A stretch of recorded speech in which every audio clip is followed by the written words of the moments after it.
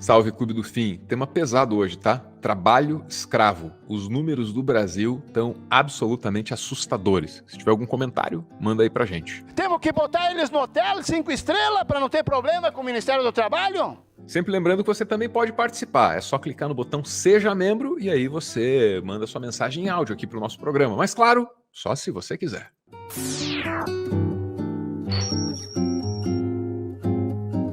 Deixa eu compartilhar com vocês um vídeo que me fez chorar e depois eu mostro o contexto. Essa senhora de bege ou cinza, ela ficou 21 anos desaparecida, tá? E esse é o reencontro dela com a mãe, que está ali de vermelho. Meu anjo!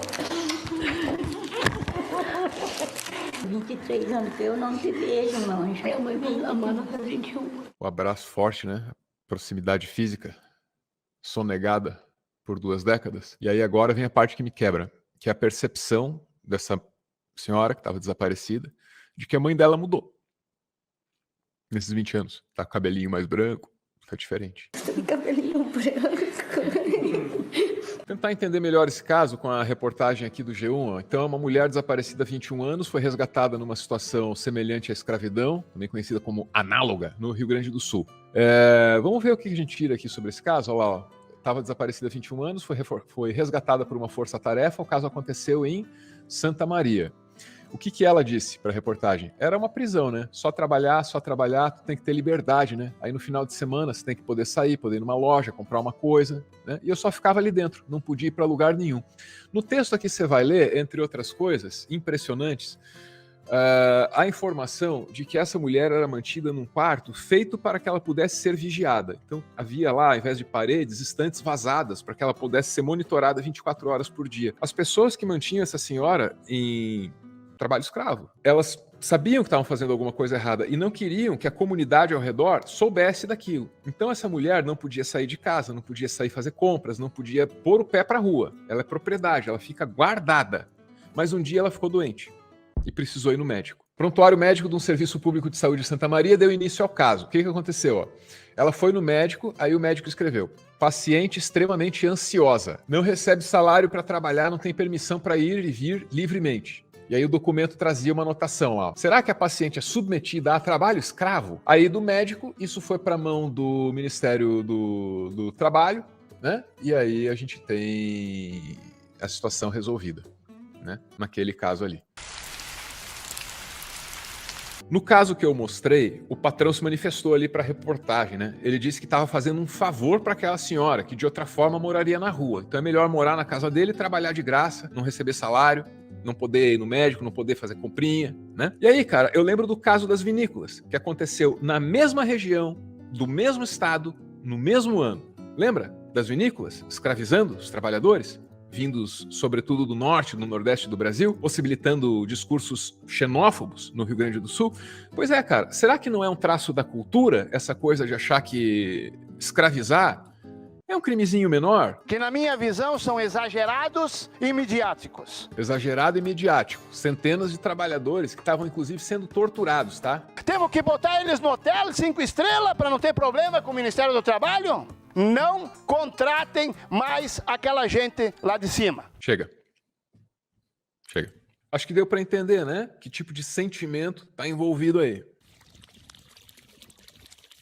Diz que o Brasil resgatou, tá aí na tela, ó, dos 918 vítimas de trabalho escravo em 2023, que é um recorde para um primeiro trimestre em 15 anos. Então não tinha um comecinho de ano em que isso acontecesse assim há 1 década e meia. Agora eu quero saber onde isso está acontecendo no Brasil. E o G1 traz lá para a gente os dados oficiais, né?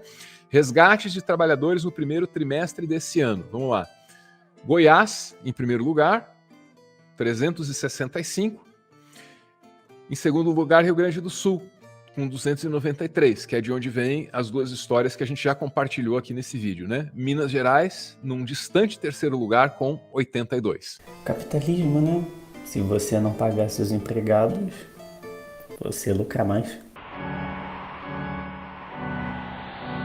Olha, tem um doidão que disse assim, a cultura não é sua amiga. E ele estava certo, porque ele estava tentando apontar para a gente o fato de que coisas muito perversas se espalham pelo mundo a partir da cultura. Onde reina o machismo se não na cultura? Onde reina o racismo se não na cultura? Como é que essas coisas podem se espalhar se não dentro da cultura?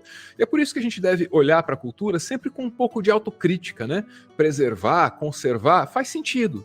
Quando aquilo que vai ser preservado e conservado é salutar, é bom, é positivo, é gostoso. Mas às vezes tem que pensar na cultura mesmo com autocrítica, né? Como é que essas coisas se espalham na cultura brasileira? Eu fico comparando o Brasil com... Isso vai ser louco agora, ó.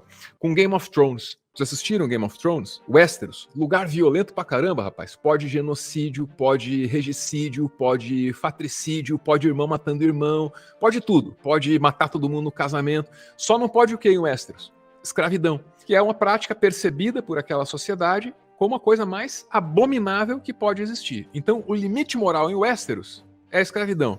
No Brasil tem todas as outras coisas, né? E a escravidão também.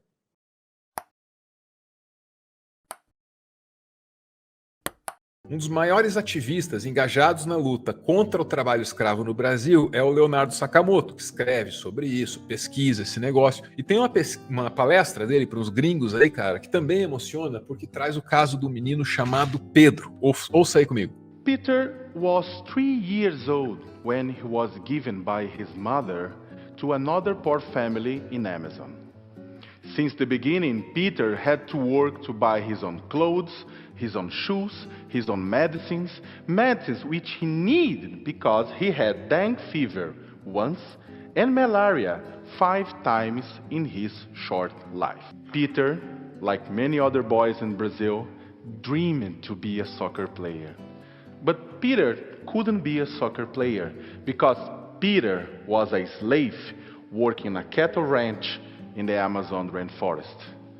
Peter was a modern-day slave. E é por isso que a tragédia na região norte do país não é apenas ambiental, cara. Quando você ouve falar em desmatamento, quando você ouve falar em quilômetros e quilômetros e quilômetros e quilômetros de novos pastos, o que tem por trás é uma tragédia humana também. Desigualdade, violência, trabalho escravo, genocídio indígena. Who stole Peter's future? This question haunts me a lot because the farmer was not the only one to profit with his enslavement. And the cattle breeders, and the slaughterhouses, and the supermarkets that bought from them. Sacou? A gente se beneficia do trabalho escravo nos produtos que a gente compra. E aí vem esse sentimento de culpa brutal que é até inútil, porque estamos todos nadando na água podre do capitalismo, né? Ela está em volta de tudo, ela determina como são essas relações sociais e econômicas, né? Então é muito difícil de tomar um vinho e ter certeza de que aquilo ali não foi pisoteado por um pé acorrentado, aquela uva. É muito difícil de comer um bifinho e ter certeza de que ele não vem temperado com a lágrima do Pedro. Talvez não exista solução no campo individual, né? Talvez só a grande revolução com a qual os nossos jovens sonham. Dói, gente. Dói muito. And the consumers that love to make a barbecue in the weekends and bought from the supermarket, did they know what's going on? Did they really care? A gente não pode limitar a nossa reflexão numa hora dessas, né, apenas ao trabalho escravo. A gente precisa pensar também no trabalho doméstico, que a gente vê no Brasil como moral, como legal, como ok, né? E às vezes não é, cara, porque a situação do Brasil com o trabalho doméstico, ela é diferente da do resto do mundo. Você sabia que a classe média brasileira tem meio que essa mamata do trabalho doméstico barato? Isso não existe em outros países. Olha lá, ó, na BBC, o que faz o Brasil ter a maior população de domésticas do mundo, da Marina Wentzel, ainda em 2018, né? Vamos olhar os dados, ó. 2017, tem 7 milhões de pessoas no setor, no trabalho doméstico. É o maior grupo do mundo. 3 empregados para cada 100 habitantes. A liderança brasileira nesse ranking só é contestada pela informalidade e pela falta de dados confiáveis de outros países. Na Índia tem muito também, só que a Índia consegue tratar os seus dados a respeito a respeito desse assunto com ainda menos diligência que o Brasil. Então ele não sabe direito. De qualquer forma, o Brasil é campeão em trabalho doméstico. Mais um sinal de que é um problema cultural, ó. E histórico, né? Porque isso aqui é a continuidade, é o pós-fácil da escravidão, tá? Olha lá, ó. Em 1995, você tinha 5.300.000 trabalhadores domésticos. Desses, 4,7 mulher, 2,6 negra e parda, 2,1 brancas. Escolaridade média, 4,2 anos de estudo, e aí, essa das brancas, né? E as afrodescendentes com média de 3,8. Né? Então, os dados sugerem a continuidade de um problema histórico, que não foi exatamente resolvido, foi transformado, foi repaginado para poder caber no Brasil do século XXI.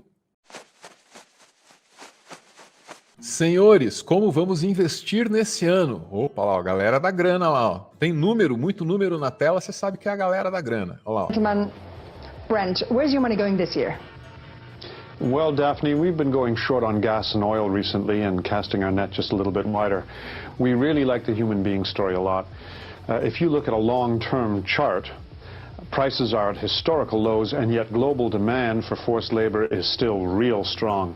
So that's a scenario that we think we should be capitalizing on.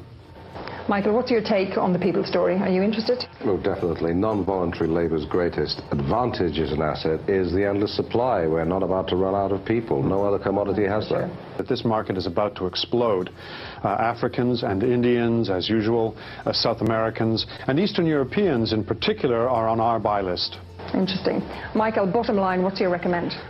We're recommending to our clients a buy and hold strategy. There's no need to play the market. There's a lot of vulnerable people out there. It's very exciting. Sim, isso é uma paródia. Mas, em algum momento, você ficou na dúvida. E isso não é porque você é burro. Isso é porque você vive num mundo cruel. Um mundo tão cruel que te faz colocar isso em dúvida. Okay, you figured it out. That's a spoof. Though I enjoyed watching your jaws drop, drop, drop until you got it. Drop, drop, drop until you got it. Drop, drop, drop. Until you got it. Cabelo branco.